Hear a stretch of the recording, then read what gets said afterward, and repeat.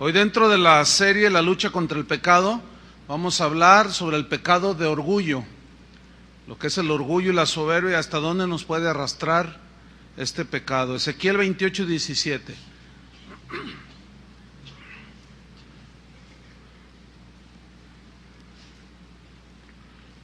Dice así: se enalteció tu corazón a causa de tu hermosura, corrompiste tu sabiduría a causa de tu esplendor.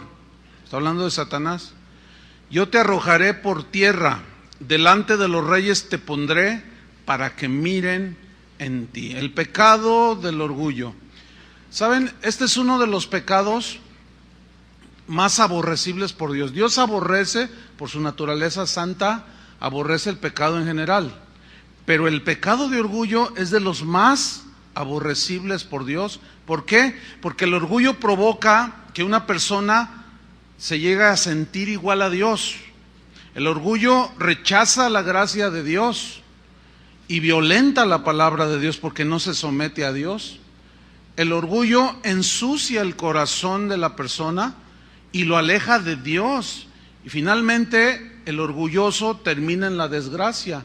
Y le sucede como aquella fábula de aquel siervo que llegó a una fuente cristalina de aguas y miró su silueta reflejada ahí en el agua y comenzó a admirar sus imponentes cuernos y sus largas y delgadas piernas. ¿Verdad es lo que dicen de mí?, exclamó el siervo, dice la fábula. Supero a todos los demás animales en gracia y hermosura. Con qué majestad se levantan mis cuernos, pero qué feas y delgadas son mis patas. Sorpresivamente, dice la fábula, sale del bosque un león y el ciervo de 2 ágiles brincos se aleja a una velocidad impresionante de su depredador. Pero cuenta la fábula que en su huida precipitada en la espesura del bosque, sus cuernos se enredaron en la maleza. Llegó el león, lo alcanzó y lo devoró. Las piernas que tanto despreciaban lo salvaron. Y los cuernos que tanto le enorgullecían le provocaron una terrible muerte. La moraleja de la fábula es: no te ensoberbezcas por los atributos que posees, las habilidades, tus cosas materiales que tienes, no. Y tampoco menosprecies lo más humilde, lo sencillo, porque la soberbia te hará perder todo, pero la humildad te salvará. Dice en Proverbios 8:13, no lo busquen, no es necesario en este caso, dice que Dios aborrece, esa palabra es muy fuerte en el hebreo, es como algo abominable, la soberbia y la arrogancia. Pero ¿qué es el orgullo? ¿Qué es la soberbia? El orgullo es una autoestima desproporcionada que la persona tiene de sí mismo. Fíjese lo que dije, desproporcionada e irracional, que va acompañada de un trato rudo, despectivo hacia los demás. Es la actitud de parecer mejor de lo que realmente somos. El orgullo provoca ansiedad, deseos de ganar los aplausos de los demás. Eso por un lado. Y por otro lado, provoca amargura y murmuración cuando no se nos toma en cuenta. El orgulloso posee un espíritu, una actitud de competencia. Siempre quiere ser el mejor, yo les voy a demostrar. Y luego desde chiquitos nos enseñan a ser orgullosos. Nuestros padres en la ignorancia: usted debe ser el mejor de la clase, usted va a ser el mejor, no se deje y usted demuéstreles que usted... Y nos empiezan a hinchar. El orgullo se jacta de sus logros intelectuales, de sus logros materiales y desprecia a todos los que no están de acuerdo con él. Cuando no puede ganar una discusión, el orgulloso comienza a lanzar insultos y descalificaciones hacia sus oponentes. El orgulloso es prepotente y se vuelve intolerante con los que piensan diferente a él. Su corazón se amarga cuando es amonestado, porque piensa que es un insulto, se siente agredido porque su ego está por las alturas y llega a creer que es perfecto, que es el sello de la perfección, que él nunca falla. Pero el mayor problema del orgulloso es, como dijo un sabio de la antigüedad, es como el mal aliento, dijo, que todos lo huelen, menos el que lo tiene. Y es verdad. Yo me doy cuenta, ¿quién se fue a comer un menudo antes de venir a la reunión? El orgulloso es la raíz. El orgullo tiene su raíz, o mejor dicho, el descontento. Usted ve a una persona descontenta con todo y eso es orgullo. Porque el orgullo es la raíz del descontento, de la ingratitud. Cuando usted ve a alguien que tiene ingratitud, le hacen un bien, le tiendes la mano y ellos reaccionan diferente, con ofensa y menosprecio, ahí tiene usted un orgulloso. El orgullo tiene su raíz o provoca la presunción en la persona, presume de todo. La extravagancia también tiene su origen en el orgullo, que es como un exhibicionismo, si algo extravagante. Y déjeme decir una cosa, el fanatismo religioso tiene su raíz en el orgullo. ¿Por qué?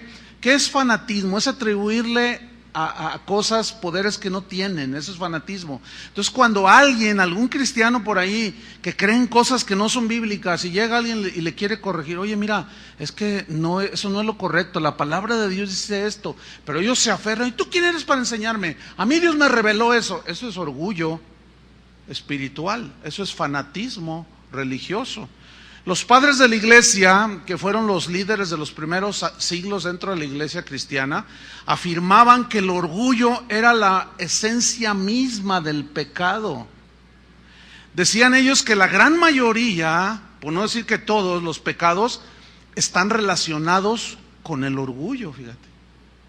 Y tenían mucha razón. La Biblia muestra que el orgullo y la soberbia no solo pretenden tener superioridad sobre los demás, sino lo más trágico es que el orgulloso rechaza someterse a Dios, y eso es lo peor que le puede pasar a una persona, y todavía más peor a alguien que se dice cristiano, porque su actitud de orgullo le impide someterse a Dios, ¿sí? O sea, sí, eso dice la Biblia, pero yo pienso que, dicen eso.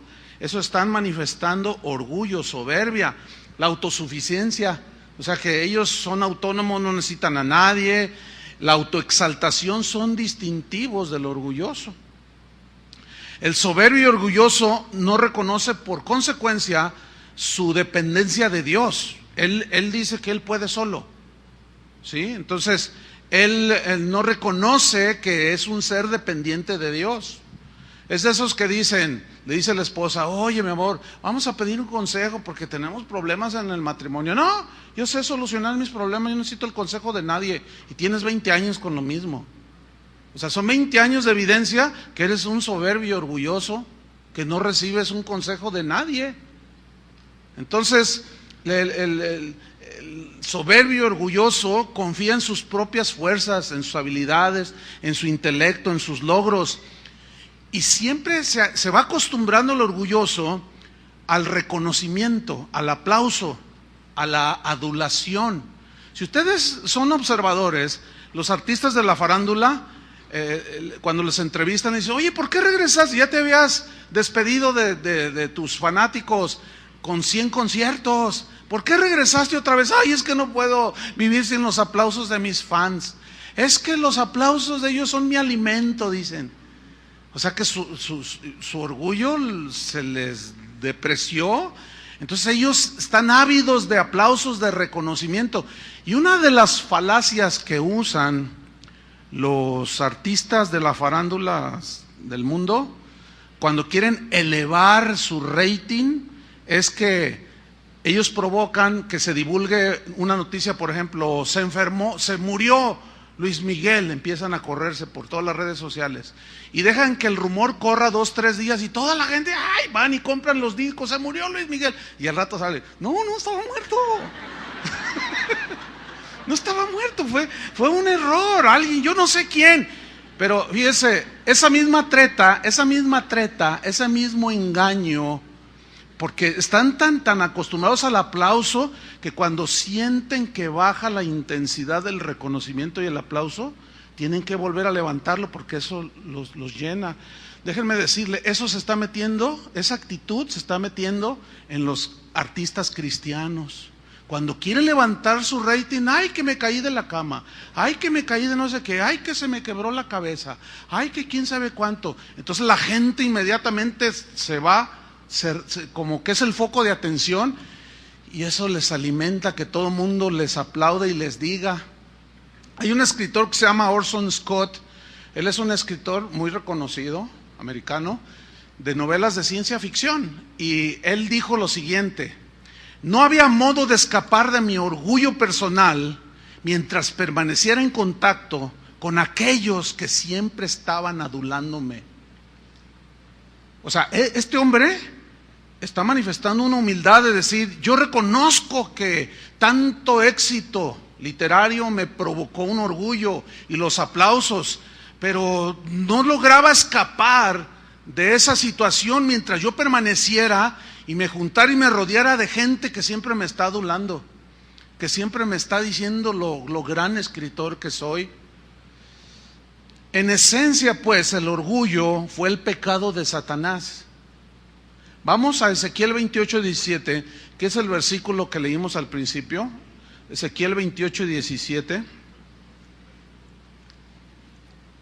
Dice así: se enalteció tu corazón, o sea, se ensoberbeció, dice otra versión, se llenó de orgullo, dice otra versión. ¿Qué se llenó de orgullo? Su corazón, su ser más interno. Dice, ¿cuál fue la causa? A causa de tu, ¿qué? Hermosura. O sea, la Biblia describe precisamente, fielmente cómo era Satanás.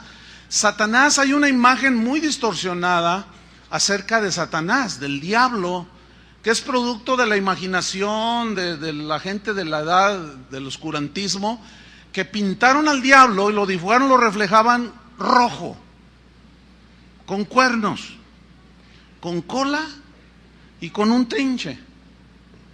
Bueno, la Biblia no menciona eso. El diablo no es ni rojo, tampoco tiene cuernos, tampoco tiene cola y tampoco usa un trinche. La Biblia dice que era el más hermoso de todos los ángeles de la creación, o de la creación angelical. Por eso se llamaba lucero, luzbel, luz de la mañana. Era es un ángel de lo más hermoso que te puedes tú imaginar. Dice la Biblia que sus vestiduras tenían incrustaciones de piedras preciosas, de diamantes, de esmeraldas. Dice que sus vestiduras tenía incrustados, formaban parte de sus vestiduras instrumentos musicales. Eso nos habla de que él es el ángel musical por excelencia. Entonces dice que se enalteció tu corazón a causa de tu hermosura. Empezó a contemplarse y a mirarse, bueno, Dios es hermoso, no hay quien le llegue, pero pues yo no desmerezco nada. La Biblia dice, refiriéndose a la mujer porque es la más presumida, digo, dice la Biblia, le dice a la mujer, engañosa es la gracia y vana la hermosura. ¿Por qué es vana? Porque se acaba. Si no, mira a tu abuelita y si ya te diste cuenta cómo se acaba. Entonces aquí dice que se enalteció. Aquí la causa fue de su hermosura. O sea, empezó a mirarse a sí mismo toda su hermosura, que incluía sus habilidades, su poder, y se empezó a enorgullecer su corazón. Y luego sigue diciendo, corrompiste tu sabiduría a causa de tu esplendor. Aquí esplendor habla de algo algo majestuoso. ¿Quién ha visto una salida del sol? Yo hoy vi una. Se veía rojo el sol. Y es algo que te quedas sin palabras ante la majestuosidad del paisaje, de cómo el sol va naciendo, ¿verdad? Así decimos, va saliendo. Es un esplendor maravilloso. Entonces dice, corrompiste tu sabiduría a causa de tu esplendor. Entonces vemos que la misma Biblia describe a este Luzbel como alguien majestuoso, hermoso, lleno de habilidades, talento, poder, autoridad. Pero se enorgulleció su corazón por esa causa. Y vino la sentencia: yo te arrojaré por tierra. Delante de los reyes te pondré para que miren en ti, te vean como un ejemplo de aquellos que se dejan arrastrar por el orgullo y la soberbia. Y él es el máximo ejemplo del juicio sobre los soberbios. En Isaías 14:11, si va conmigo, ahí también el profeta está describiendo acerca de la caída de este ángel hermoso. Cuando pienso en esto que la Biblia dice, es inevitable que venga a mi mente todos aquellos que hacen guerra espiritual, que dicen: hermanos, vamos a pisarle la cola al diablo. Por eso es como tirar golpes al viento, pues no tiene cola. Vamos a romperle los cuernos al diablo, tampoco tiene cuernos. Entonces, ¿contra quién guerrean? Puros infiernillos. En infiernillos queman su pólvora. Isaías 14:11 dice: descendió al Seol tu soberbia. O sea, nota esta palabra, descendió, hay un descenso. El Seol pues es símbolo de lo profundo, de lo hondo. Descendió al Seol tu soberbia, dice, y el sonido de tus arpas.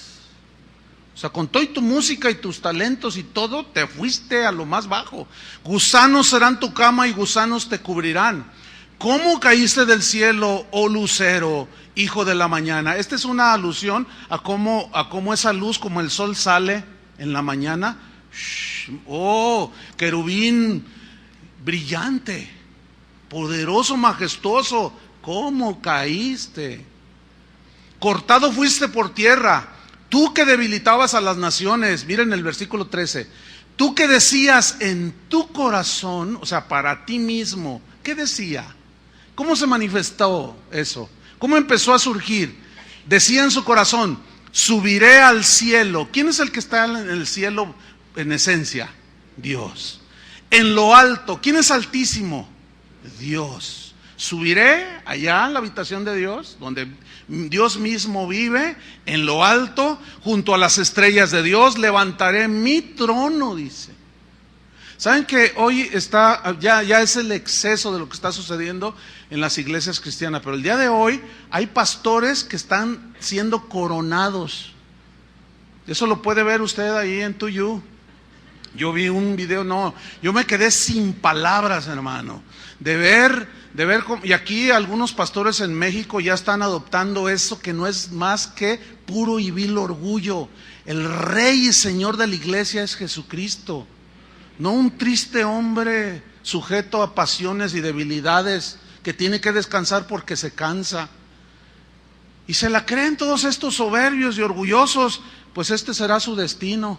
Subiré, dice, al cielo junto a las estrellas de Dios, levantaré mi trono, dice, y en el monte del testimonio me sentaré a los lados del norte, sobre las alturas de las nubes subiré y seré semejante al Altísimo. Igual, semejante habla de que se miran así al nivel, ¿sí? Tú eres semejante, lo ves así. Cuando alguien está como Dios, que es el Altísimo, Él mira hacia abajo, porque Él es el Altísimo. Dice que la tierra es estrado de sus pies. Él es el Altísimo. Y los que habitan la tierra, que somos nosotros, las criaturas humanas, ¿verdad? Los chapulines que andamos ahí brincando, las sanguijuelas que andamos ahí, las moscas que andamos volando, los piojos que andamos brincando. Y ya mejor les sigo, ¿verdad? Con esto, porque luego se van a ofender algunos orgullosos, que van a decir: ay, me está bajando la autoestima. Y los que están ahí en la tierra levantan sus ojos para tratar de mirar al Altísimo. Esa es la posición correcta. Pero ¿qué dice aquí? Él dijo: seré semejante, igual. Ahora, el Altísimo, Él ordena, nadie le ordena. Él manda, nadie lo manda. Él ordena sujeción, a Él nadie está sujeto a nadie. Entonces, cuando alguien por el orgullo se pone al nivel de Dios, a eso significa: nadie me va a mandar, nadie me va a ordenar, nadie me va a aconsejar, a mí nadie me va a decir lo que tengo que hacer. No dirán soy Dios así abiertamente, pero se hacen semejantes a Él. Y ese es el sentido del texto. Porque como Dios es soberano y Él ordena y Él manda, al quererse hacer igual a Dios, eso es lo que quiso decir. Ya no seré yo más siervo de nadie, yo me gobernaré por mí mismo. Pero mira lo que dice el 15: mas tú derribado eres hasta el Seol, o sea, lo más profundo, a los lados del abismo. Esa palabra derribado fue tirado, que muerdes el polvo. Un abismo, bueno, teológicamente aquí quiere decir otra cosa, pero un abismo, no, hay un dicho que nosotros decimos cuando estamos en problemas: no, voy en caída libre, todavía no toco fondo. ¿Han oído esa frase, no? Y es que el soberbio no puede permanecer en pie. ¿Por qué? Porque Dios resiste a los soberbios, pero le da gracia a los humildes. Esa palabra resistir significa rechazar. Dios rechaza a los soberbios. ¿Por qué? Porque el soberbio se quiere hacer igual a Dios, al nivel de Dios. Y es imposible, mis queridos hermanos, que nosotros seamos iguales a Dios. Nosotros jamás dejaremos de ser criaturas dependientes de Dios. Entonces el orgullo fue la raíz precisamente de todo lo que Satanás hizo y dijo en su corazón, y eso lo llevó a actuar. Se volvió nuestro acérrimo enemigo. Nos odia con odio jarocho, como dicen por ahí. Y cuando Dios hizo a Adán y a Eva, su insinuación todos conocemos, en Génesis 3 no tiene que abrir. Con que Dios os ha dicho no comáis de este fruto, de este árbol. No, sí, no podemos comer, porque si comemos moriremos. Entonces le dijo: no moriréis, sino que sabe Dios que el día que comáis de él serán abiertos vuestros ojos y seréis como Dios. Fíjate la insinuación de Satanás. No, es que Dios es egoísta. Es que Dios te quiere mantener en la ignorancia. Pero si tú comes de este árbol, vas a ser semejante a Él. ¿Qué dijo Él allá en las alturas? Seré semejante. ¿Qué hizo Dios? De un puntapié lo mandó aquí a la tierra. Y la misma insinuación nos la hace a nosotros. Porque ¿quién no quiere ser soberano de su propia vida? De hecho, ese es el distintivo del hombre que no conoce a Dios, que no tiene a Dios. Ese es el distintivo. A mí nadie me gobierna, yo hago lo que me da mi gana.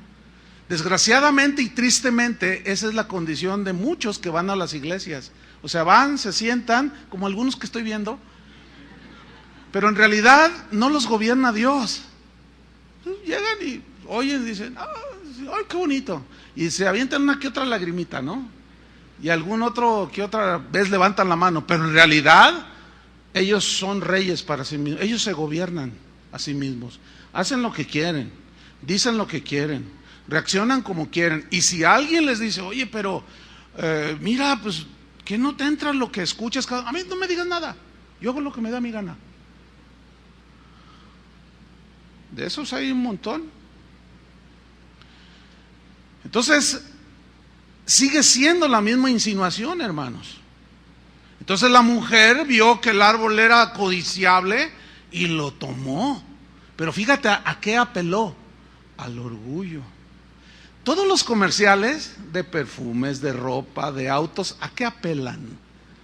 Son entendidos para entender a qué es a lo que apelan, qué es hacia dónde va dirigido el mensaje de que cómprate este auto, cómprate este perfume. ¿A qué es a lo que apelan? ¿Alguien me puede decir? ¿A la vanidad? ¿Al orgullo de la persona? Es que ese es un mal, hermanos, que todos los seres humanos, cristianos y no cristianos, tenemos que estar luchando constantemente contra el orgullo, contra la soberbia, la autosuficiencia y todos sus derivados. Satanás pues sigue usando la misma estrategia, siempre apelará al orgullo. No te dejes, tú demuéstrales que tú también tienes dignidad.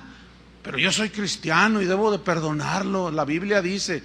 Sí, la Biblia dice, pero no te vas a dejar. Mira qué humillada te pusieron. No, tú págale con la misma moneda, tú demuéstrales que eres mansa, pero no mensa. Entonces el menso, el cristiano, entonces dice, ay sí, yo les voy a demostrar que sí, soy cristiano, soy manso, pero no menso. Y caemos, ¿entienden? En la provocación, ¿sí? Ese es un mal, hermanos, con lo que debemos de estar luchando constantemente. Mira, Satanás seguirá apelando al orgullo, que en distintas medidas todos, sin excepción, tenemos, todos. ¿Lo reconoces? Algunos le hacen.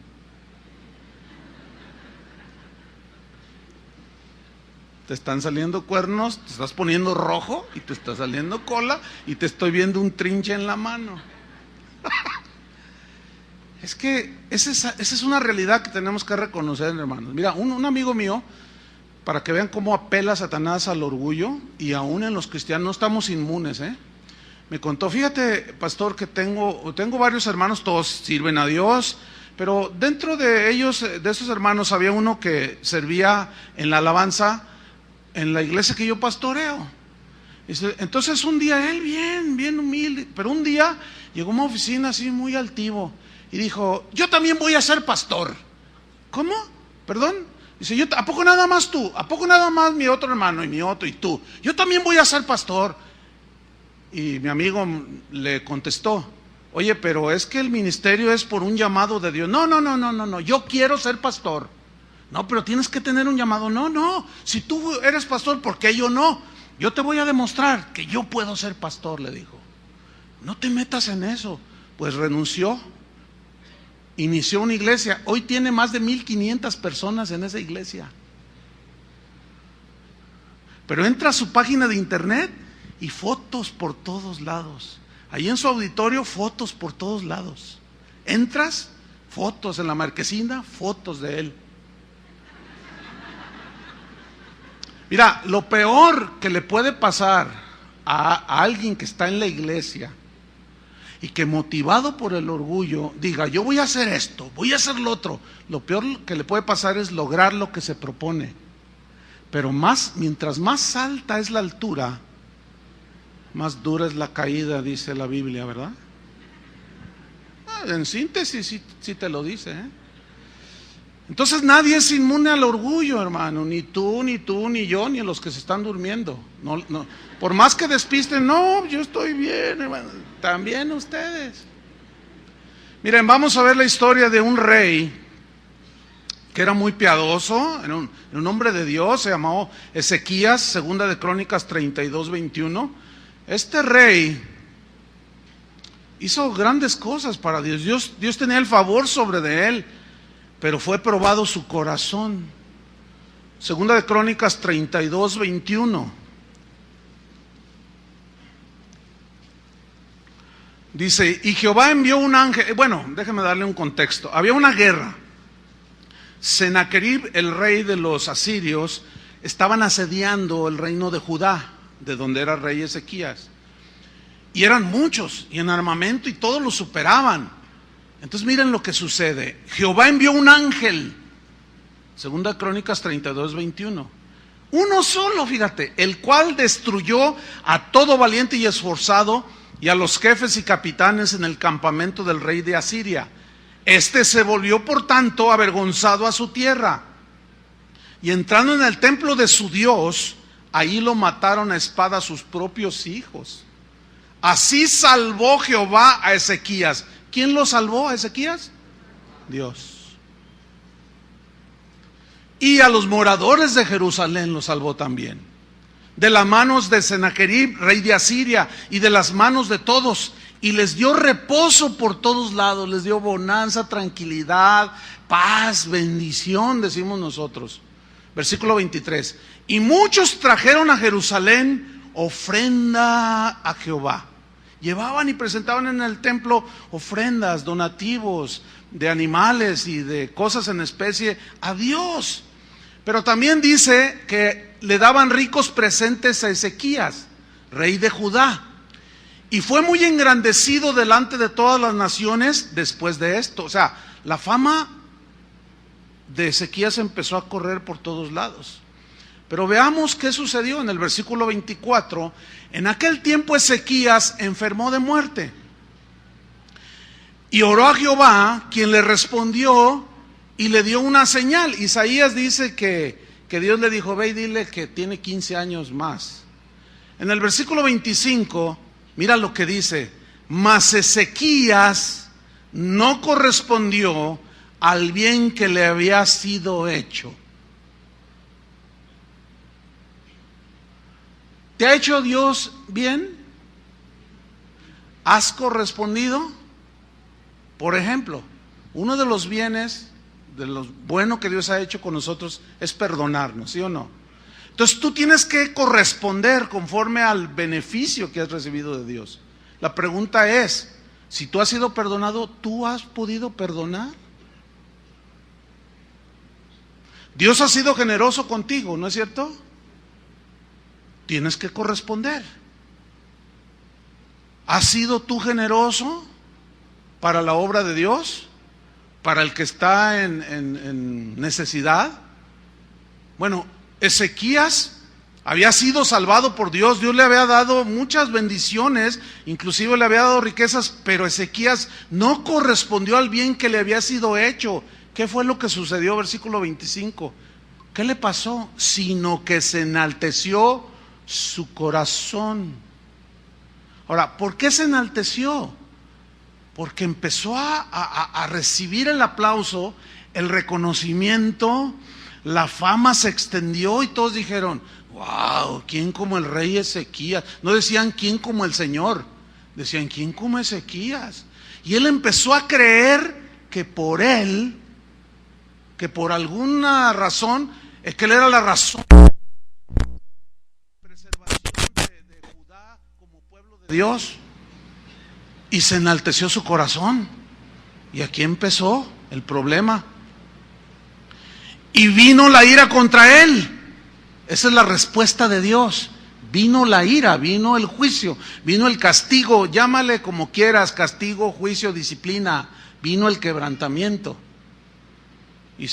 Y no solo contra él, sino contra Judá y Jerusalén. Uno de los padres de la iglesia dijo una frase muy interesante. Dijo, si Dios se humilló por causa de nosotros, ¿ya ve que dice Filipenses? Que se despojó a sí mismo tomando forma de hombre. Y se despojó a sí mismo. Decía este hombre, si Dios se humilló por causa de nosotros, nosotros deberíamos de avergonzarnos de ser orgullosos. Si Jesús no estimó el ser igual a Dios, con la misma esencia, con la misma gloria, con la misma divinidad que el Padre, ¿cómo nosotros nos atrevemos a enorgullecernos? Versículo 26. Esta historia es de las que terminan bien. Mira lo que dice. Pero Ezequías, después de haberse enaltecido su corazón, ¿qué hizo?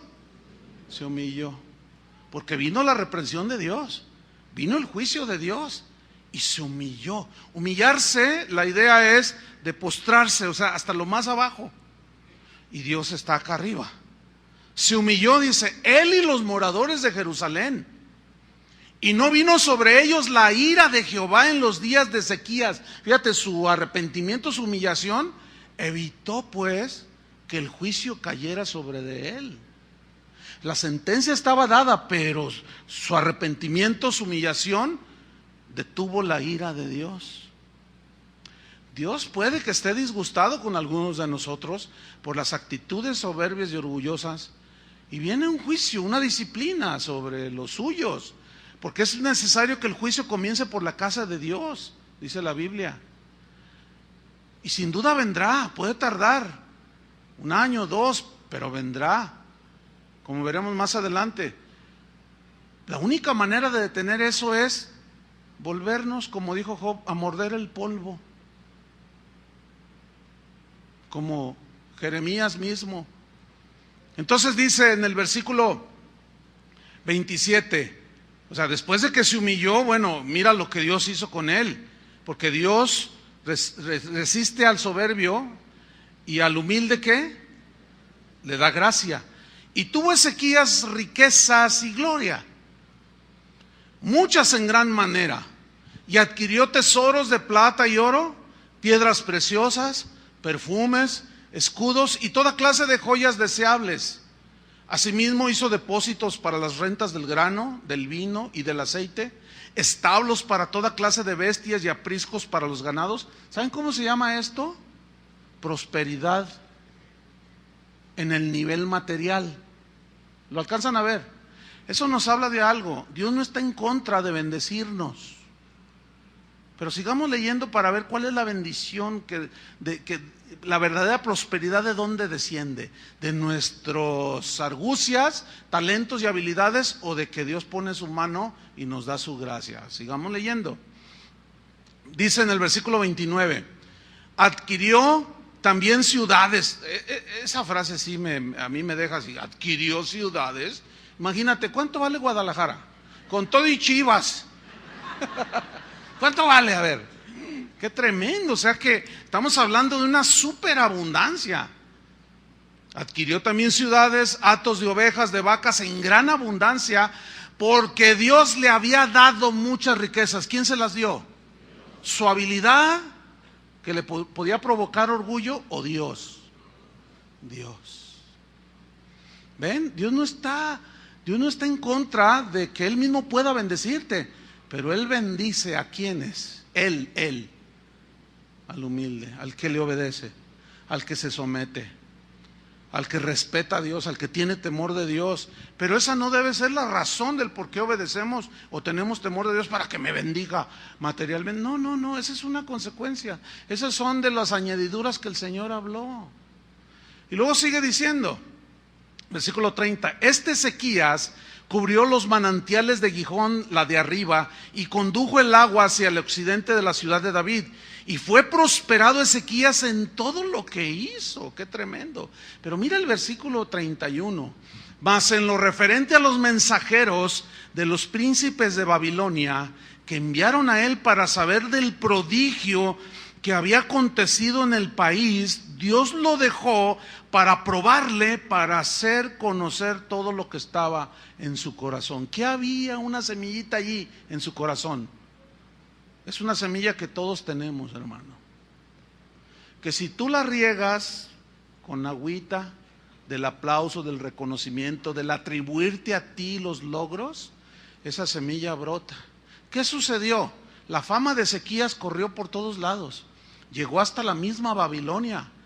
Y el rey de Babilonia mandó unos mensajeros, dijo, a ver, vayan a ver el esplendor de este rey, que hasta ciudades enteras compra. Ha bendecido tanto a su pueblo que les puso corrales, les dio agua, construyó diques, hizo un montón de cosas. Yo quiero aprender de ese rey. Vayan y vean, y a ver qué podemos nosotros aprender de ese rey Ezequías. Y llegaron los mensajeros de Babilonia. Te buscan unos mensajeros, vienen a preguntar por qué de tanta gloria en Judá. Entonces él dijo, déjenlos pasar. Y llegaron estos mensajeros y, oh rey, tú, y empezaron a adularlo. Y se le empezó a creer. Y empezó a presumirles, miren, este es mi palacio, esta es mi recámara, del tamaño de este salón, con incrustaciones de oro, con muebles con chapa de oro, su cama dorada. Y empezó a presumir, pero él no les explicó que Dios era el que le había dado todo eso. Y se empezó a atribuírselo. Pero ¿qué hizo Dios? Permitió para probarle. ¿Sabes? Dios va a permitir en tu vida, en mi vida, situaciones en las que serás probado para que te des cuenta que esa semillita del orgullo y la soberbia y la arrogancia todavía están ahí. Tenemos que pedirle al Señor la gracia, el discernimiento para saber discernir la tentación, hermanos. ¿Cómo vendrá Satanás disfrazado? ¿Por qué se disfraza como ángel de luz? Él tiene esa habilidad, esa cualidad. Él se transforma y puede parecer lo que no es.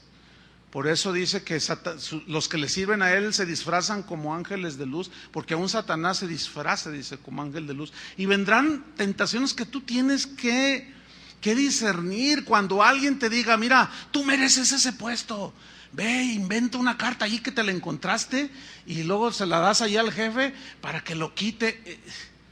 ¿Dónde te está motivando? En el orgullo. Tú mereces ese puesto. Y tienes que pedirle al Señor, de verdad, hermano, te lo digo, tenemos que ser muy, muy cuidadosos en esto, porque vendrá, porque Dios lo va a permitir, que seamos tentados ahí. Fíjate, cuando yo le pido al Señor que me dé discernimiento en esto, porque yo reconozco que todos, bueno, en el caso mío, yo así personalizando, que hay una semilla como la que tú tienes ahí. Pablo lo reconoció. Él dijo, para que la grandeza de las revelaciones no me enalteciesen sobremanera, me fue dado un aguijón. Y una vez, o sea, un aguijón que lo tuviera ahí postrado y quebrantado, para que no se le subiera. Porque Pablo reconocía que él tenía problemas con el orgullo, con la soberbia. Pero también reconoció que fue Dios el que le dio ese aguijón. Entonces una vez yo dije, Señor, ¿tienes forzosamente que poner un aguijón a alguien para tenerlo ahí mordiendo el polvo? Y yo me acuerdo que yo percibí que el Señor me dijo, no, si tú obedeces y tú me das la gloria siempre. Pero aquel que sabiendo que tenemos esa semilla y que nos está siendo ahí motivada y que empezamos a creernos, tenemos que ubicar todo, hermanos. Dios nos dio la vida, Dios nos dio los dones del Espíritu Santo. La salvación nos fue regalada, no nos la ganamos. Cualquier habilidad espiritual o natural, Dios nos la dio. Que nos la dio para, por ejemplo, un obrero con sus manos hace cosas para ganarse la vida. Un escritor con su intelecto, qué sé yo, son las habilidades de Dios. Y tenemos que reconocer que fueron dadas por Dios. Y tiene uno que saber ubicar todo. Mire, a mí me pasa de continuo, yo a través del caminar con el Señor, yo he detectado de años, nunca se me olvida que mi esposa me decía, ten mucho cuidado con esto, porque por allá en los años 80 empezó el Señor a mover mucho sobre la alabanza y la adoración, y empezamos nosotros a dar enseñanzas de alabanza y adoración, nos empezaron a invitar, y aquello creció, llegó a tal grado que había eventos en estadios, así literalmente estadios, llenos de gente que estaban buscando saber y conocer cómo adorar al Señor que aman. Y Dios nos había dado enseñanzas sobre la adoración, ministración en la adoración, y aquello creció tremendo, pero la gente empezaba a adular. La gente, la mayoría, yo lo creo así, son gente sencilla, sincera, que te dicen algo, hermano, me ha bendecido, pero de pronto empecé a ver que aquello como que nos empezaba a dañar, ¿entienden? Que la gente constantemente nos adular y nos digan, ay hermano, por usted, ay es que usted, y eso hasta la fecha yo lo sigo detectando, hermanos, y me cuido de eso. ¿Por qué? Porque el Señor me dio la gracia para discernir que sigue siendo para mí un peligro para que el orgullo salga, ¿no? Pero es continuo que cuando voy así a conferencias donde hay otros predicadores y grandes auditorios o pequeños como sea, pero luego me presentan como el pastor de casa de adoración, y luego empiezan a decir un montón de cosas y me empiezan a atribuir las cosas a mí en la ignorancia. Por eso cuando nosotros presentamos a alguien aquí invitado no hacemos alaraca, porque es como le hace daño a veces a la gente, ¿no? Como lo sé, bueno, aquí como les presenté hace 15 días a Memo, ¿se acuerdan? Los de las 8 de la mañana fue que dije yo, aquí lo queremos mucho, este es nuestro estimado zorro plateado, como está todo blanco del pelo. Y no mencioné de sus grandes logros, porque es un peligro. Entonces la gente me presenta como, y acá en el corazón, he aprendido a través de los años a que el reconocimiento y la alabanza que la gente da, retornarla al Señor acá en el corazón. Entonces, en cuanto me sueltan el micrófono, trato de poner las cosas en su lugar. Yo les digo, no, miren, Casa de Oración es producto de la gracia de Dios. No soy solo, hay un grupo de pastores que son gente fiel, honesta, íntegra, que hemos trabajado durante 30 años. Los conozco, me conocen, sé que es gente comprometida, yo no tengo que andarlos empujando, ellos son muy responsables. Hay un montón de gente encargada de muchos departamentos, hay más de 150 maestros de niños, o sea, es todo un equipo, somos un cuerpo. Entonces, quiero poner y trato de poner las cosas en su debido orden. Yo les digo, yo soy uno más, soy un miembro más de Casa de Oración. Me tocó la función de pastor, bueno, yo no la escogí, Dios me la asignó. Pero está la lucha, ¿entienden? No, es que tú, y el diablo ahí está, y Dios lo permite, hermanos, para saber cuando el orgullo empieza a salir. Qué tremendo, hermanos. Los cristianos pues no somos inmunes al pecado de orgullo. Yo no puedo entender cómo algunos se dicen los ungidos de Jehová, cuando todos somos ungidos por Dios, pero se dicen, quieren tener, se llaman apóstoles, superapóstoles, ¿verdad? Que quieren tener a todas las iglesias de una ciudad bajo su cobertura, bajo su protección. Dicen, si no estás bajo mi cobertura, bajo mi protección, te va a ir mal, Satanás te va a destruir, se va a enseñorear de ti, pero si tú estás bajo mi liderazgo, bajo mi protección, te va a ir bien, porque la bendición desciende de la cabeza, dicen, y yo soy la cabeza de aquí, de esta iglesia, de este ministerio. Entonces esos, yo no entiendo por qué entonces usan guardaespaldas. ¿Se fijan la contradicción? O sea, los que ofrecen protección necesitan protección. Eso nada más está evidenciando que es un orgullo totalmente que les ha volado de la cabeza. Son desplantes de gente que, bueno, Dios prueba nuestros corazones y sale. El mal aliento, acuérdese, todo el mundo se da cuenta, menos el que lo tiene. ¿Sí? Hay una palabra que se empezó a usar y que sigue siendo la palabra, es la palabra de moda en muchas iglesias, es la palabra excelencia. ¿Han oído esta palabra excelencia? Excelencia habla de lo mejor, lo más excelente, lo mejor. Eso significa excelencia, lo más alto en nivel. Ok. Ahora el orgullo está siendo, ¿cómo se dice? Tapado, disfrazado con esta palabra, excelencia. Dios merece lo mejor, hermanos. Y es obvio que todos responden que sí. Dios merece el mejor templo, el mejor auditorio para su gloria. Por eso tenemos el mejor equipo de sonido, por eso tenemos el mejor estrado, por eso tenemos el mejor teclado. Vamos a darle a Dios lo más excelente. Y reducen lo excelente a lo que nosotros usamos, las sillas, el micrófono, el sonido, los templos. A eso le llaman excelencia.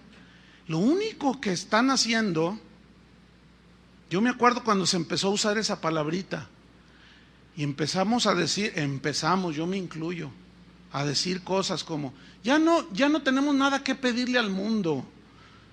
Nuestros eventos tienen el nivel en calidad de audio, en calidad de video, como los del mundo. Hasta que el Señor llegó y a todos nos reprendió, pero no todos reaccionan igual. Cállate la boca. Yo me acuerdo claramente cuando el Señor me dijo a mí, yo no te mandé a competir con el mundo, yo te mandé a predicar el evangelio. Y empecé a entender muchas cosas y Dios hablaba al corazón y probaba para saber hasta dónde habían esas cosas, esas semillas que de pronto brotan. Es como el campo ahorita ya está seco. Tú lo ves y está ahí todo duro, pero caen las primeras lluvias ahí en junio y tú dices, ¿y de dónde salió todo esto? Es que estaban unas semillitas ahí, chiquititas, y todo empezó a crecer con un poquito de agua y de abono natural. Nosotros, por lo tanto, hermanos, debemos de entender que no somos inmunes al pecado de orgullo. Hay un dicho, alguien que dijo en la antigüedad, dijo: el orgullo espiritual tiene suficiente religiosidad para descalificar y para odiar a los demás, pero muy poca humildad para amar y perdonar. O sea, que el orgulloso espiritual, o el orgullo espiritual, también tiene una actitud así de que yo no fallo, de que yo no peco. Pero cuidado con que el otro tenga un error, porque te tachan de hereje, te tachan de todo. Pero quien hace eso no ha considerado que el orgullo es el motor, porque su agresividad no tiene compasión. ¿Conoce gente así? Que son implacables con los demás, pero muy tolerantes con ellos. O sea, ellos sí se permiten algunos errorcillos, pero los demás no. Ese es simplemente orgullo espiritual, que puede ser producto de una posición, de un rango en el cuerpo de Cristo. Fíjese, Abraham Lincoln dijo lo siguiente: por casi regla general, dijo, todos podemos soportar la adversidad de alguna manera, hay algo que nos ayuda a soportarla, pero si tú quieres probar el carácter de un hombre, dale autoridad. Hay una frase que dice que el poder, ¿qué? Corrompe. O sea, la autoridad. Fíjate que la Biblia nos prohíbe a nosotros los pastores delegar autoridad en los nuevos o en los inmaduros. 1 Timoteo 3 dice, no un neófito, o sea, no un recién convertido. No lo pongas a liderar y menos a pastorear, no sea que envaneciéndose caiga en la condenación del diablo, envaneciéndose y empiece a enseñorearse de la gente. Nosotros, bueno, a través de todos los años en el ministerio sirviendo al Señor, hemos visto aún en personas que ya tienen sus 10 añitos caminando con el Señor y pues los ve uno que van bien, y oye, qué bien va. Entonces uno lo va observando, sentimos que hay algo que Dios ha depositado y de pronto pues se le hace una delegación de alguna autoridad para liderar algo y ya tienen un cambio impresionante. Así como que, ¿qué pasó? Oye, ¿qué pasó? Desde que lo nombraron diácono, ya ni saluda. Desde que lo nombraron, desde que es el líder de esto, se volvió hasta nos truenan los dedos y ay, esos hermanillos, y ay, esas ovejas, ay. Tú dices, oye, ¿qué le pasó? ¿Saben por qué? Porque el orgullo brinca, brota, ¿ya ves? Si tú estás en esta posición es porque tú eres digno, porque tú mereces esta posición, por lo tanto el orgullo brota y se desboca.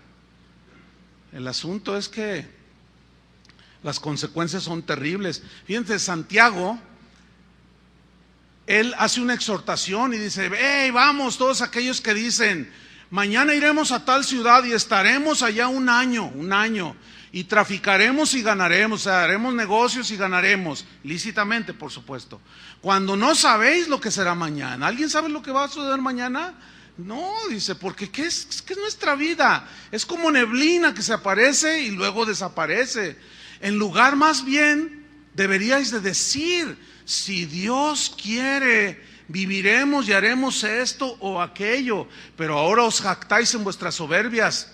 Toda jactancia semejante es mala. Santiago 4, 13 al 16.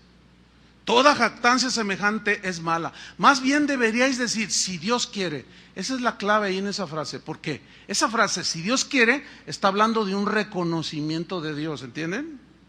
Está hablando, si está en tus planes. Escúchenme bien, cristianos, y alguno que otro cristianoide. Escúchenme bien. Esta puede ser la respuesta a tu continuo fracaso. Que siempre has planeado, siempre has dicho, siempre te desbocas ahí en tu grande visión y una y otra vez te topas y te topas y te topas y te topas. ¿No será que aún siendo cristiano o creyente no has tomado en cuenta a Dios? Haces tus planes, pero nunca los sometes a Dios. Y dicen, si aquel pudo, yo también puedo. Y yo declaro, y yo decreto, y yo afirmo, y no sé cuántas tonterías de esas dicen. Y te sigues golpeando, y te sigues pegando en la pared. ¿No será que la soberbia no te ha permitido reconocer y someter tus planes y tus proyectos a la soberanía y a la voluntad de Dios? Yo escuché una vez a un predicador decir, no digas si Dios quiere, porque si tú dices si Dios quiere estás dudando. ¿Qué interpretación tan más burda, infantil, llena de ignorancia? Si la reprensión de Santiago es, no sean soberbios.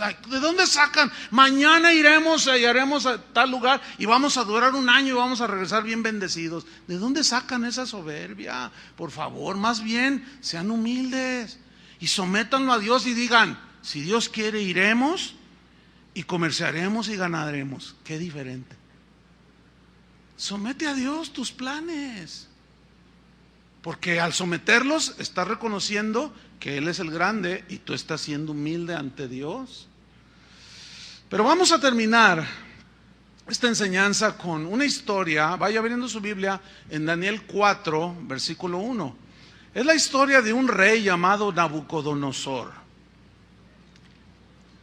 ¿Han oído de él? Bueno, fue un rey, quedó en la historia no tanto bíblica, sino también en la secular, como uno de los reyes más esplendorosos, de más éxito, usando palabras actuales. Y vamos a ver una historia realmente aleccionadora para nosotros. Este era un rey pagano. Es una historia que inició mal, pero terminó bien. Y eso alienta nuestro corazón, porque nosotros podemos estar en algún momento mal, pero al final podemos terminar bien si reconocemos nuestro orgullo y lo rechazamos. Vamos pues a leer Daniel 4:1. ¿Lo tiene? Dice así: Nabucodonosor, rey, a todos los pueblos, naciones y lenguas que moran en la tierra, paz os sea multiplicado. Y él comienza a narrar en principio, a manera de testimonio, lo que Dios había hecho con él. Y empieza a decir, conviene que yo declare las señales y milagros que el Dios Altísimo ha hecho conmigo. Cuán grandes son sus señales y cuán potentes sus maravillas. Su reino sempiterno y su señorío de generación en generación. Eso es adoración pura. Ahora comienza su narración, versículo 4. Yo, Nabucodonosor, estaba tranquilo en mi casa un día, floreciente en mi palacio, vi un sueño que me espantó. Aquí sueño también se traduce por visión. Tuve una visión que me espantó. Y tendido en cama, las imaginaciones y visiones de mi cabeza me turbaron. Y comienza a narrar qué es lo que vio. Por esto mandé que vinieran delante de mí todos los sabios de Babilonia para que me mostrasen la interpretación del sueño. Vinieron magos, astrólogos, caldeos y adivinos, y les dije el sueño, pero no me pudieron mostrar su interpretación, sino que se quedaron dormidos, igual que algunos que están aquí. Versículo 8. Hasta que entró delante de mí Daniel. ¿Quién era Daniel? Era un israelita que había sido llevado cautivo a Babilonia, producto de la desobediencia, para variar.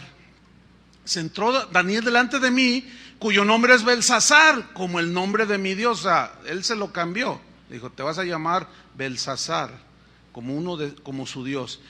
Y dice, en Daniel, en quien mora el espíritu de los dioses santos. Esto habla de que Nabucodonosor percibía algo distinto en el corazón de Daniel, algo espiritual.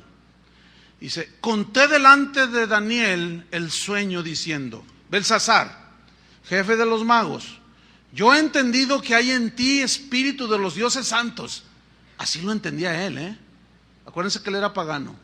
Y que ningún misterio se te esconde. Declárame las visiones de mi sueño que he visto y su interpretación. Estas fueron las visiones de mi cabeza mientras estaba en mi cama.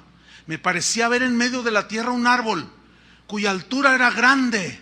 Ay, mira, aquí empieza. Grandes visiones, grandes logros, grandes planes, etcétera, etcétera, etcétera. Algo grande. Versículo 11. Crecía este árbol y se hacía fuerte. ¿Se acuerdan de Ezequías?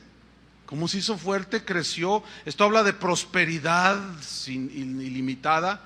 Y su copa llegaba hasta el cielo. ¿Se acuerdan qué dijo Satanás? Subiré al cielo.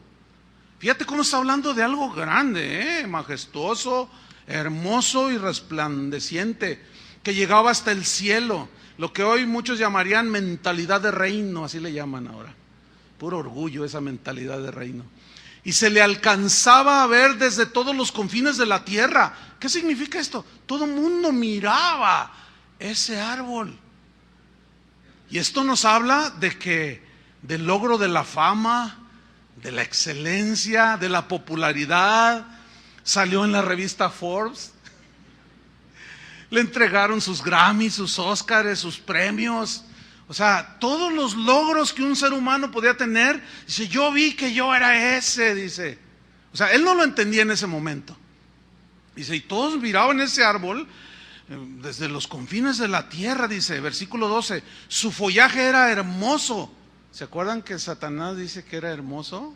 Su hermosura. Su follaje era hermoso. O sea, lo hermoso siempre provoca admiración, aplausos, reconocimiento. Dice, y su fruto abundante, y había en él alimento para todos. ¿Alimento para todos? Esto habla de gran influencia. Todos comían de él, literalmente. Debajo de él se ponían a la sombra las bestias del campo, y en sus ramas hacían morada las aves del cielo, y se mantenía de él toda carne.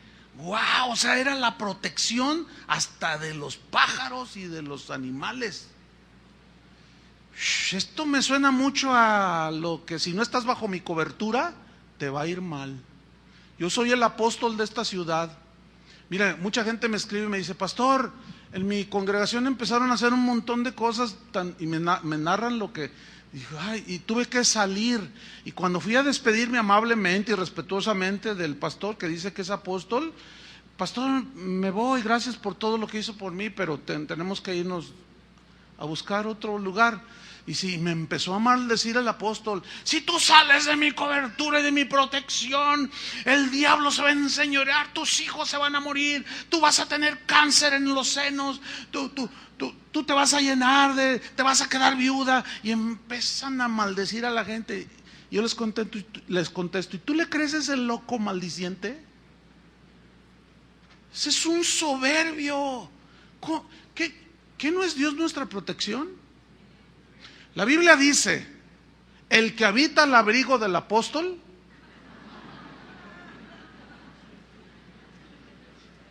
morará bajo la sombra de mi ministerio.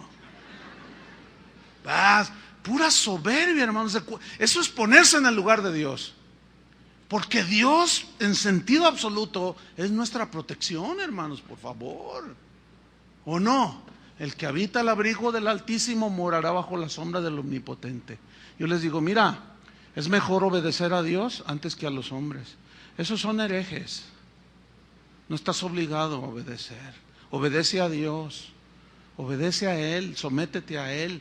Claro, tienes que ir a una congregación y someterte en lo que el Señor ha establecido como miembro de una congregación. Todo en su lugar. Entonces él empieza a decir, no, hasta las aves del cielo, todo se mantenía bajo mi protección. Versículo 13, vi en las visiones de mi cabeza mientras estaba en mi cama, que aquí un vigilante, así lo narra él, así lo entendió él, Nabucodonosor, un vigilante santo descendía del cielo. O sea, viene la advertencia de juicio, vigilante santo. Y clamaba fuertemente y decía así. O sea, él está narrando, acuérdense, a Daniel, su visión, su sueño. Entonces vi que descendió un vigilante y me dijo esto. Ese vigilante era santo y decía así: derribad el árbol, cortad sus ramas, quitadle el follaje y dispersar su fruto. Váyanse las bestias que están debajo de él y las aves de sus ramas, mas la cepa de sus raíces dejaréis en la tierra. La cepa es el tronco, hermanos. Con la raíz, un tronquito, así como dejaron los árboles aquí en Lázaro Cárdenas, que los dejaron así todos, la pura cepa, el puro tronquito, pero ahí quedó la raíz. Fíjate, es bien interesante esto porque ¿se acuerdan que Jesús dijo, yo soy la vid? Hay una versión que dice, yo soy el tronco. ¿Por qué se le reveló esto a Nabucodonosor? Corta el árbol, déjalo, quita todo aquello que es producto de la soberbia y del orgullo, pero deja el tronco con sus raíces. ¿Saben por qué? Porque de origen de la autoridad, ¿quién es? Dios. ¿Entienden? Y Jesús dijo, yo soy la vid, soy el tronco, ustedes son las ramas. Toda rama que no da fruto, el fruto de Dios, ¿será qué? Cortado. ¿Qué es? Fíjense qué similitud, ¿eh? ¿Lo alcanzan a percibir? ¿Qué similitud con lo que Jesús dijo? Yo soy la vid, ustedes son las ramas. Si ustedes dan un aparente fruto que no es producto de su comunión conmigo y de hacer mi voluntad, sino fruto que ustedes dicen que es, pero que es producto de su orgullo, de su iniciativa humana, todo será cortado. Jesús dijo, toda planta que no plantó mi Padre será desarraigada, quitada desde la raíz. Pero en este caso, fíjate, como la autoridad tiene su origen en Dios, si tu vida tiene origen en Dios, si tu ministerio tiene origen en Dios, y el orgullo nos lleva por otro lado, podemos hacer y deshacer, pero un día va a venir la advertencia y viene el juicio, y nos deja como arbolito de la Lázaro Cárdenas.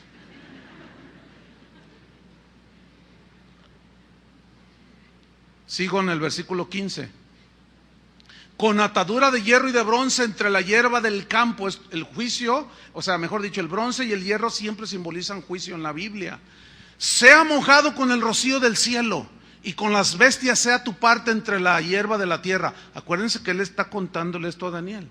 Su corazón de hombre sea cambiado y le sea dado el corazón de bestia, y pasen sobre él 7 tiempos. Esto dijo el vigilante santo, que él vio en la visión, y se lo está contando a Daniel. Versículo 17. La sentencia es por decreto de los vigilantes, y por dicho de los santos la resolución, para que conozcan los vivientes, esos somos nosotros, que el Altísimo gobierna el reino de los hombres, y que a quien él quiere lo da, y constituye sobre él al más bajo de los hombres. Esto habla de la soberanía de Dios en elegir quiénes le sirvan, cómo, cuándo, con qué, etcétera. Soberanía de Dios. Versículo 18. Yo, el rey Nabucodonosor, he visto este sueño. Tú pues, Belsasar, Daniel, dirás la interpretación de él, porque todos los sabios de mi reino no han podido mostrarme su interpretación, mas tú puedes, porque mora en ti el espíritu de los dioses santos. Así lo entendía él. Versículo 19. Entonces Daniel, cuyo nombre era Belsasar, miren lo que le sucede, quedó atónito casi 1 hora, y sus pensamientos lo turbaban. ¿Saben por qué se quedó atónito? Porque Dios le estaba dando la revelación, y se encontró en una disyuntiva, en decir la verdad o decirle algo que le gustaría a Nabucodonosor escuchar. Y aquí hay un principio: todo hombre verdadero de Dios habla con la verdad. Pero hay que entender, Daniel era un siervo, un esclavo ahí en Babilonia. Yo me lo puedo imaginar así, temblando, ¿no? Dios le está dando la revelación de lo que le iba a suceder por soberbio. Dice, dame la interpretación, Dios se la da, y él se queda temblando y 1 hora. Y sus pensamientos se cruzaban.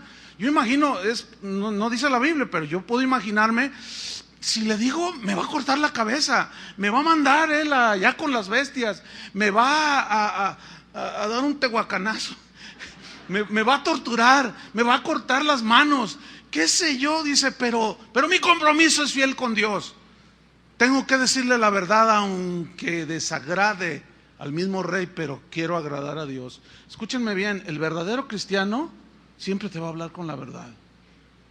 Si tú tienes un amigo que ves, que dice que es cristiano y que está orgulloso, soberbio, está murmurador, criticón, y tú no le llamas la atención por temor, eres un cobarde. Y yo todavía voy más allá, estás traicionando a Jesucristo. y el evangelio. Así de ese tamaño es. Entonces, pues imagínense, es entendible que él estaba todo tembloroso allí. Le diré o no, le diré, pero al fin miren cómo él le empieza a hablar. El rey habló y dijo: Belsasar, no te turbe ni el sueño ni su interpretación. Ni se imaginaba. Belsasar respondió y dijo: Señor mío, el sueño, miren, empezó medio titubeante, el sueño sea para tus enemigos y su interpretación para los que mal te quieren. O sea, como que no sabía cómo introducir el asunto, ¿no? ¿Qué tiene que ver eso? Versículo 20. Finalmente se decide: el árbol que viste, que crecía y se hacía fuerte, y cuya cepa llegaba hasta el cielo, y que se veía, o sea, cuyo tronco llegaba hasta el cielo y que se veía desde todos los confines de la tierra, cuyo follaje era hermoso y su fruto abundante, y en quien había alimento para todos, debajo del cual moraban las bestias del campo, y en cuyas ramas anidaban las aves del cielo. Tú mismo eres, oh rey. Pero yo me imagino que se lo está diciendo así, miren, tú eres rey.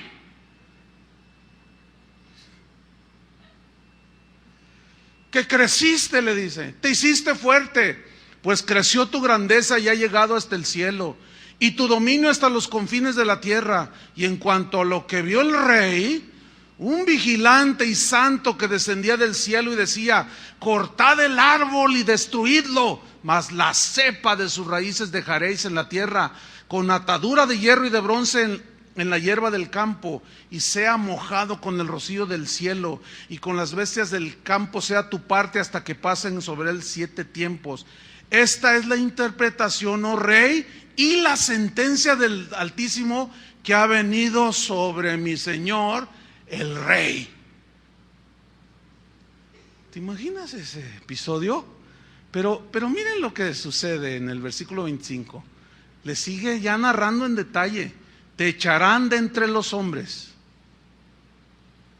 y con las bestias del campo será tu morada, y con hierba del campo te apacentarán como a los bueyes, y con el rocío del cielo serás bañado, y 7 tiempos pasarán sobre ti, hasta que conozcas que el Altísimo tiene dominio en el reino de los hombres, y que lo da a quien Él quiere. Y en cuanto a la orden de dejar en la tierra la cepa de las raíces del mismo árbol, significa que tu reino quedará firme. O sea, nada más lo de Dios, el origen quedó. Luego que reconozcas que el cielo gobierna. Por tanto, oh rey, fíjate el versículo 27, acepta mi consejo. Como que ahí ya empezó a tomar más fuerza Daniel. Acepta mi consejo. Tus pecados redime con justicia. O sea, cambia tu actitud de soberbia y ahora haz el bien y déjate de grandezas. En pocas palabras, haz misericordia con los oprimidos, pues tal vez eso será una prolongación de tu tranquilidad. Todo esto vino sobre el rey Nabucodonosor. Ahora pon atención para terminar en el versículo 29. Al cabo de 12 meses, subraya 12 meses. ¿Cuántos son 12 meses? 1 año. O sea, el juicio tardó 1 año. 12 meses. ¿Saben de qué habla eso? De la paciencia de Dios. La paciencia de Dios, que está esperando que al fin reconozcas. Aquí tardó 12 meses. Pero fíjate qué cosas. Se le olvidó el mensaje a Nabucodonosor. Se le olvidó la advertencia. Es como algunos que estoy viendo, que vienen, oyen la palabra, dicen: ay, qué bonito, qué tremendo, qué sé yo, y se les olvida. Dicen: no, sí, soy bien orgulloso y bien soberbiote, pero hasta aquí. Y luego salen y ya se les olvida y siguen siendo prepotentes, soberbios, groseros, todo lo que implica la soberbia y el orgullo. Y miren, se le olvidó a Nabucodonosor. Al cabo de 12 meses, dice el 29, paseando en el palacio real de Babilonia, habló el rey y dijo, noten y subrayen: ¿no es esta la gran Babilonia que yo edifiqué para casa real con la fuerza de mi poder? Uy, uy, uy. Y para la gloria de mi majestad. Es el diablo hablando aquí. Aún estaba la palabra en la boca del rey cuando vino una voz del cielo: a ti se te dice, rey Nabucodonosor, el reino ha sido quitado de ti. ¿Sabes? Dios nos da donde más nos duele. Donde más nos duele, hermano. De aquello en que te sientes orgulloso y que te sientes merecedor, ahí es donde te va a dar. Ahí es donde le dio a San Pablo. Ahí es donde nos da, hermanos. Si tú eres presumido de tus logros, mira, más vale. Esta es la advertencia y recibe mi consejo. Mejor deja la soberbia. No confíes en tus riquezas, porque esas desaparecen en un segundo. No digas, en mi trabajo soy el mejor y soy inamovible. El único inamovible es Jesús.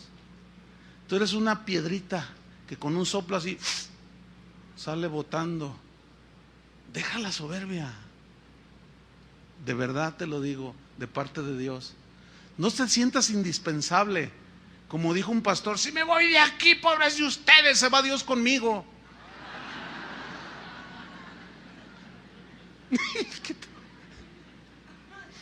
Y más de un otro de esas mansas ovejas, o bueno, mansas.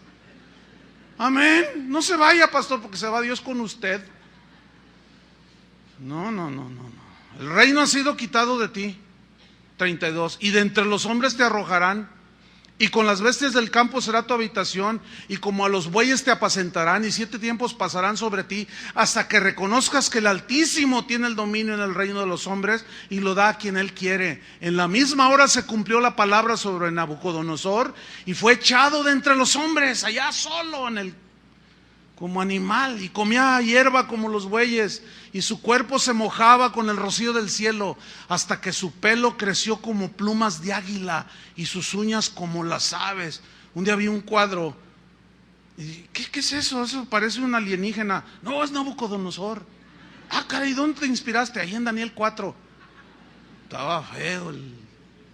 O sea, era un hombre, pero como dijo el poeta mexicano Amado Nervo, si eres orgulloso, te conviene que empieces a amar la soledad, porque los orgullosos siempre se quedan solos. Eso no es palabra de Dios, pero va muy de acuerdo. Saben que por orgullo, permítanme decirlo esto con toda libertad, por orgullo, mucha gente, no solo gente que está aquí, gente que escuche, gente que vive con Dios y sin Dios, están solos.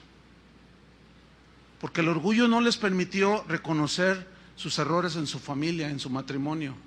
Y por orgullo y por no dejarse y por no aceptar, hoy están solos. Tal vez alguno de ellos aceptó y se humilló y reconoció, pero el otro con soberbia, pues a mí no me vuelves a hacer eso, y ahorita me divorcio de ti, pero tú también fallaste, yo no fallé. El orgullo tiene a muchos en la soledad. Pues háganle caso a Amado Nervo, si no le hacen caso a Dios. Termino con Daniel 4:34. Mas al fin del tiempo, yo, Nabucodonosor, alcé mis ojos al cielo. Ah, qué distinto. Mira, ser igual a Dios es mirarlo así, al mismo nivel. ¿Qué? Así. Dios mira así. La tierra es estrado de sus pies. Él siempre, porque Él es el Altísimo. Él mira de arriba hacia abajo a todas las moscas que andan brincando ahí, y a los chapulines que andan ahí, peleándose entre ellos, que son bien orgullosos. El chapulín orgulloso, la pulga orgullosa. Y Dios mira hacia abajo, pero Él no es orgulloso. Su mirada es limpia y santa, queriendo bendecirnos. Pero el orgulloso se empieza a levantar al nivel de Dios y comienza a mirar a Dios al mismo nivel. Y algunos se pasan, empiezan a ver a Dios hacia abajo. Dios no existe. Entonces Nabucodonosor llega hasta el fondo, tocó fondo. ¿Y qué dice? Alcé mis ojos al cielo. ¿Qué significa eso? Ya estaba abajo yo y alcé mis ojos al cielo. Reconocí que tú eres el Señor. Esa es la posición de un cristiano. Mirar de abajo hacia arriba. Alcé mis ojos al cielo y mi razón me fue de vuelta. Empecé a entender todas las cosas, empecé a darme cuenta de mi situación. Mi razón, mi entendimiento volvió a brillar.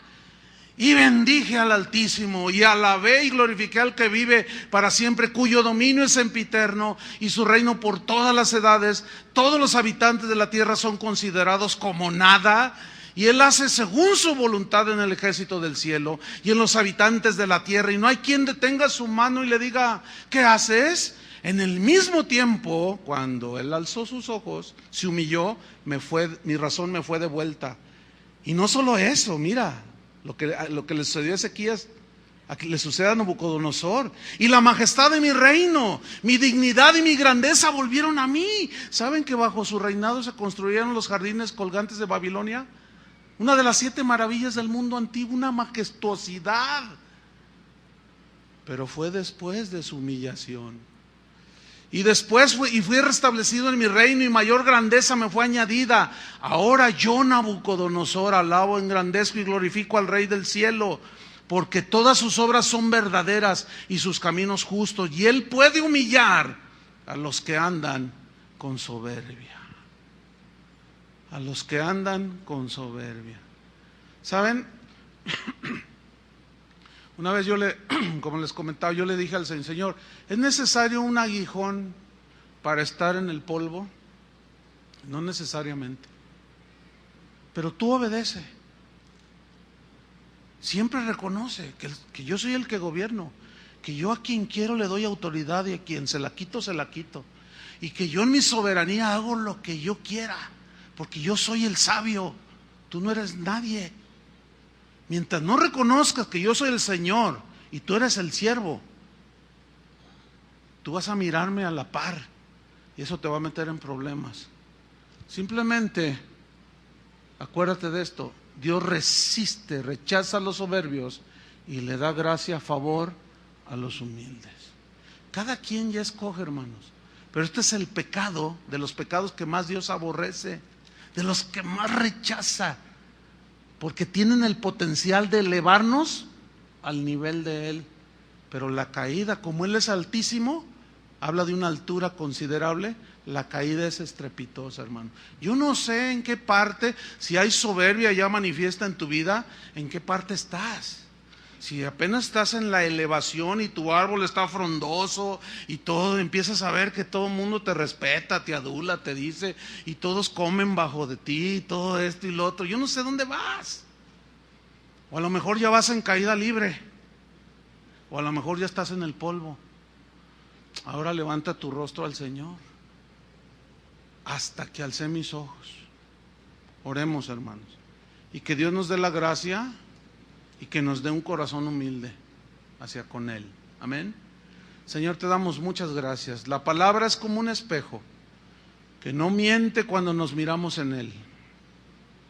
Tu palabra es vida, que aunque nos incomoda, pero es como un bisturí que corta el cáncer, el tumor canceroso. Tu palabra, Señor, es tu verdad. Son tus decretos y no los vas a hacer a un lado. Pero tú resistes al soberbio, lo rechazas, porque se torna en una actitud despreciable por ti, Señor. La razón es porque jamás ningún ser humano puede ser semejante a ti. Con autonomía plena, con omnipotencia, con omnipresencia, omnisciencia, santidad pura al 100%, justicia inquebrantable. Nadie puede ser como tú, Señor. Líbranos, Señor, somos criaturas solamente, creación tuya. Tan débiles, tan dados a las debilidades pecaminosas. Y el orgullo es algo que, Señor, reconocemos que ahí está. Danos sabiduría, discernimiento para estar alerta, Señor, para cuando venga, que tú permitas esas situaciones en las que puedan alimentar nuestro orgullo. Danos esa gracia, Señor. Pero sobre todo, danos un corazón humilde, que reconozca que el grande eres tú, que el Señor eres tú, que el Rey eres tú, que el soberano eres tú, que el protector eres tú, que el generoso eres tú, y que todo proviene de ti, Señor. Tú eres la fuente de todo. Nosotros solo somos vasos de barro en donde has depositado tu palabra, el Evangelio. No somos vasos de cristal cortado. No, escogiste vasos de barro frágiles que nos rompemos para que la excelencia sea de Dios y no de nosotros, dijo Pablo. Perdona, Señor, nuestras soberbias, nuestro orgullo de toda clase. Haznos entender sabiduría, Señor, y límpianos más y más, y saca cada día esas semillas de soberbia, de vanagloria, de jactancia que hay en nuestras vidas, Señor. Lo reconocemos en el nombre de Jesucristo. Amén. Que Dios los bendiga, hermanos.